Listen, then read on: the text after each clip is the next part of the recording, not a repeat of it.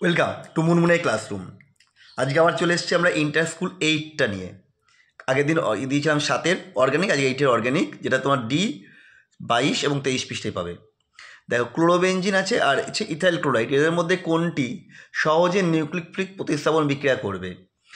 দেখো, এটা হচ্ছে ক্লোরোবেনজিন সহজে নিউক্লিক প্রতিস্থাপন বিক্রিয়া অংশগ্রহণ করবে। কেন না, এই যে ক্লোরোবেনজিনতে উৎপন্ন কার্বোক্যাটায়ন হয় তার রেজোনেন্স সুস্থিতি রয়েছে, কিন্তু ইথাইল কার্বোক্যাটায়নটার কোনো রেজোনেন্স সুস্থিতি নেই। তাই ক্লোরোবেনজিন তুলনামূলকভাবে সহজেই নিউক্লিক প্রতিস্থাপন বিক্রিয়ায় অংশগ্রহণ করে। পরেরটা, একটা জেম ডাইহ্যালাইড উদাহরণ চেয়েছে যার আদ্যবিশ্লেষণে অ্যাসিটালডিহাইড উৎপন্ন হয়। এটা হবে CH3CHCl2, এর আদ্যবিশ্লেষণে অ্যাসিটালডিহাইড উৎপন্ন হয়। পরের কোশ্চেন, ফেনল আর ইথাইল ক্লোরাইডের মধ্যে কোনটি বেশি আম্লিক? এটা শর্টে দিয়েছি এখানে, যেহেতু 1 নম্বর আছে, তোমাদের একটু বড় করে লিখে নেবে। সেটা ফেনল বেশি আম্লিক হবে, কারণ ফেনল বিয়োজিত হয়ে মানে যে প্রোটন ত্যাগ করে যে ফেনক্সাইড আয়ন উৎপন্ন হয় তার রেজোনেন্স সুস্থিতি বর্তমান, ফলে ফেনল সহজেই প্রোটন ত্যাগ করে, তাই এটা বেশি আম্লিক। আর ইথানল এর কোনো রেজোনেন্স কোনো সুস্থিতি নেই। আর তোমরা যেটা করবে, এর সাথে ফেনলের দিয়ে দেবে, ফেনক্সাইড আয়নের এটা রেজোনেন্স স্ট্রাকচারটা দিয়ে দেবে, যেটা দেখবে আগে করানো আছে। পরেরটা দেখো, ফিনাইল মিথাইল ইথারকে এই যাই দিয়েছে, তৈরি হবে ফেনল আর হচ্ছে মিথাইল আয়োডাইড AB। পরেরটা আছে ফেনল থেকে স্যালল, ফেনলকে স্যালিসাইলিক অ্যাসিড আর গার্হস্থ্যের উপর দিয়ে হিট করেছি, তৈরি হয়ে গেছে স্যালল। স্যালল কী কাজে ব্যবহার করা হয় না, আভ্যন্তরীণ অ্যান্টিসেপ্টিক হিসেবে ব্যবহার করা হয়। তোমরা বেশি বেশি করে কমেন্ট ও শেয়ার করো, তবে পরের পার্টটা আসবে। ইথানল ও 2-বিউটানল। ইথানলকে প্রথমে পিসেল 5 দিয়েছি, ইথাইল ক্লোরাইড ম্যাগনেসিয়াম শুষ্কিত দিয়েছি, তৈরি হয়েছে মিথাইল ম্যাগনেসিয়াম ক্লোরাইড, যাকে অ্যাসিটালডিহাইড সাথে বিক্রিয়া ঘটালে তৈরি হয়েছে 2-বিউটানল। পরেরটা, পাওয়ার অ্যালকোহল কি? জ্বালানি হিসেবে পেট্রোলের পরিবর্তে পেট্রোল, ইথানল ও বেনজিনের মিশ্রণ ব্যবহার করে শক্তি উৎপন্ন করা হয়। শক্তি উৎপাদনে ব্যবহৃত হয় বলে একে বা ইথানলটাকে পাওয়ার অ্যালকোহল বলে। পরের কোশ্চেন, CH3CN আর CH3NC এর মধ্যে পার্থক্য। আমরা 3টে পার্ট করে নিই। বিকারক CH3CN আর CH3NC লঘু অ্যাসিড দ্বারা আদ্যবিশ্লেষিত করেছি, করে টলেন্স বিকারক যোগ করা হয়েছে। CH3CN আদ্যবিশ্লেষিত হবে, হয়ে অ্যাসিড অ্যাসিড উৎপন্ন করবে, কিন্তু টলেন্স বিকারের সাথে বিক্রিয়া করবে না।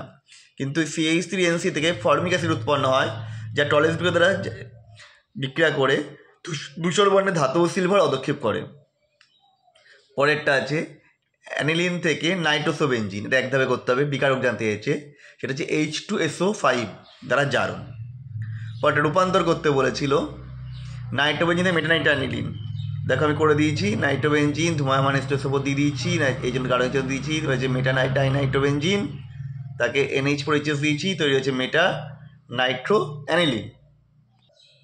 পরেরটা সায়ানোবেনজিন থেকে ফিনাইল অ্যাসায়ানাইড, কী করবো, CN ছিল, অ্যাসিড হলো, অ্যামোনিয়া দিলাম, দিয়ে CH3CONH2 হচ্ছে, ব্রোমিনকে দিয়েছি, অ্যানিলিন হয়েছে, তারপরে কার্বিলামিন টেস্ট করে দিলাম, NC হয়ে গেল।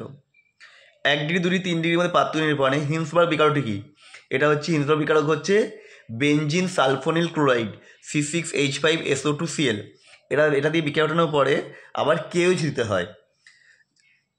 KOH দিলে গুলছে না অদক্ষেপ পড়ছে নাকি অদক্ষেপ এলোই না, তার উপর ডিপেন্ড করে যেটা তৈরি হবে সেটাই হচ্ছে 1 ডিগ্রি 2 ডিগ্রি 3 ডিগ্রি আমিন পার্থক্য করা যাবে।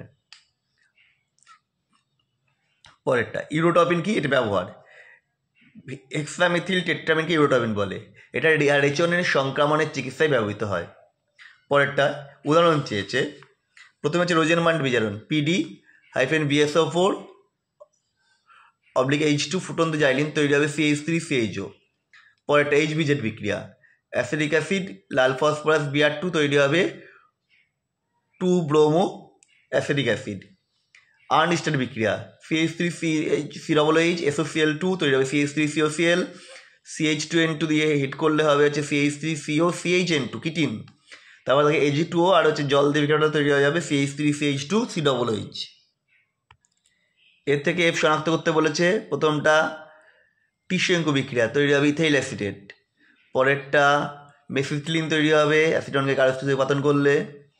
তারপরটা প্রথমে তৈরি হবে মিথাইল বেঞ্জয়েট অ্যাসিডকে হাইড্রোজেন CH2N2 সাথে বিক্রিয়াটা তৈরি হচ্ছে মিথাইল বেনজয়েট। পরেরটা কি আছে, বেনজয়েন কন্ডেনসেশন। প্রথমে তৈরি হবে বেনজয়েন, তাকে আবার গাঢ় জন্য দিচ্ছে বেনজিল তৈরি হয়ে যাবে। পরেরটা অ্যাসিটিক অ্যাসিডকে গাঢ় এনেছে, মানে অতিরিক্ত ফর্মালডিহাইড যে বিক্রিয়া ঘটেছে, তৈরি হয়ে গেছে CH2 double bond CH single bond CHO।